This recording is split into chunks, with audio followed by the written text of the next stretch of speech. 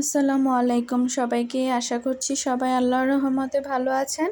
তো আজকে চলে এসেছি নতুন একটি ভিডিও নিয়ে। তো আজকে এই যে সকাল থেকে শুরু করলাম, আর এটা হচ্ছে দুপুরবেলার ভিডিও। রান্না বসানোর সময় তখন আরিফা বলতেছে আম মাখা খাবে, তো আমারও একটু ইচ্ছে হলো আম মাখা খাবো। তো এখানে এই যে 2টা আম আমি ছলে তারপর সুন্দর করে কেটে নিয়েছি, আর এখানে একটা আম পাকা ছিল।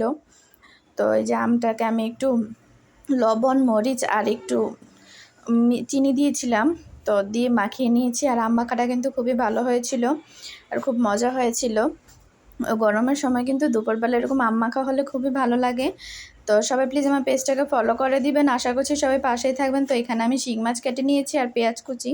তো আজকে শিং মাছ দিয়ে পেঁয়াজ দিয়ে আলু দিয়ে রান্না করব। তো সবাই প্লিজ আমার পেজটাকে ফলো করবেন। আশা করছি সবাই পাশেই থাকবেন। তো এই যে শিং মাছগুলোকে আমি ভাজতে দিয়ে দিয়েছি, আর শিং মাছটা এই যে প্রায় ভাজা হয়ে গিয়েছে, বেশি ভাজি নাই। তো উঠিয়ে নেব এখন। তো সবাই প্লিজ আমার পেজটাকে ফলো করে দিবেন। আশা করছি সবাই পাশে থাকবেন। আর প্রতিদিন কিন্তু রান্নাবান্না করতে একদমই ভালো লাগে না। তো আজকে শুধু এই তরকারিটি রান্না করব, আর কালকে যে রান্না করেছিলাম কিছু তরকারি ছিল, আর বেশি কিছু রান্না করব না। আর আরিশার বাবারও আজকে অফিসে মিটিং ছিল, তো উনিও আজকে দুপুরে খাবে না। তো আমরা মামেই থাকবো বাসায়। তো এই যে খাবার দাবার মামের জন্য এরকম করে রান্না করতেছি। তো সবাই প্লিজ আমার পেজটাকে ফলো করে দিবেন। আশা করছি সবাই পাশে থাকবেন। তো এই যে এখানে পেঁয়াজ একটু বেশি করে দিয়ে দিয়েছি, তারপর একটা আলু ছিল, আলুটা সুন্দর করে কেটে ছোট ছোট করে কেটে দিয়ে দিয়েছি। শিং মাছের সাথে একটু আলু হলে শিং মাছের ঝোলটা ভালো লাগে।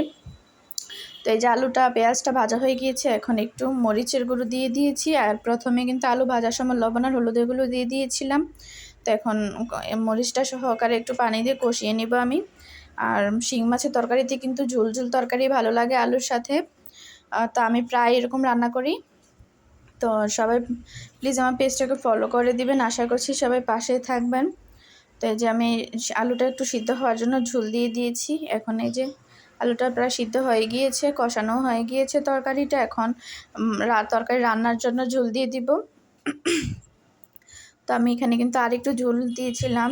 তো তারপর এখন এখানে দিয়ে দিব হচ্ছে আলুটা একটু ফুটে আসলে, ঝোলটা একটু ফুটে আসলে তারপর মাছগুলো দিয়ে দিব। এই যে ফুটে এসেছে, তো এখন আমি মাছগুলো দিয়ে দিব। আর সবাই প্লিজ আমার পেজটাকে ফলো করে দিবেন। আশা করছি সবাই পাশে থাকবেন। তো এই যে মাছটা হয়ে গিয়েছে। আর বৃষ্টি হয়েছে ঠিক আছে, কিন্তু ওইরকম ঠান্ডা হয় নাই, গরমই লাগে। গরমটা বেশি কমেও নাই। তো এই যে আমি মাছগুলো দিয়ে দিয়েছি, এখন তরকারিটাকে রান্না করে নিব। আশা করছি সবাই আমার পেজটাকে ফলো করবেন, পাশে থাকবেন। আমিও সবার পাশে আছি, সবাইকে সাপোর্ট করব। তো সবাই প্লিজ আমার পেজটাকে ফলো করে দিবেন। আর এই যে আমি একটু ঝোলও দিয়ে দিয়েছি, তরকারিটা এখন প্রায় রান্না করে নেব। আর একটু ঝোল দিয়ে তরকারিটাকে রান্না করব। শিং মাছ তরকারিতে কিন্তু ঝোলটা একটু ভালো লাগে।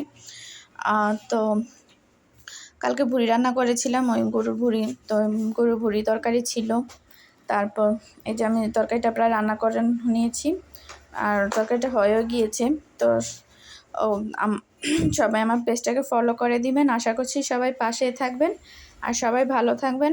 আল্লাহ হাফেজ।